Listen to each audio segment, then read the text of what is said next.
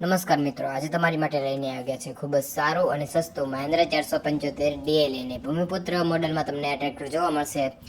વાત કરીએ ટ્રેક્ટરના મોડલની તો 2020-21નું મોડલ તમને આ જોવા મળશે.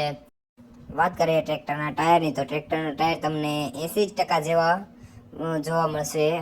વાત કરીએ ટ્રેક્ટરના એન્જિનની તો ખૂબ જ પાવરફુલ એન્જિન તમને મળી જશે. ટ્રેક્ટર એકદમ ચાલુ કન્ડિશનમાં તમને આ જોવા મળશે. 1 ઓનરમાં ટ્રેક્ટર આવેલું છે.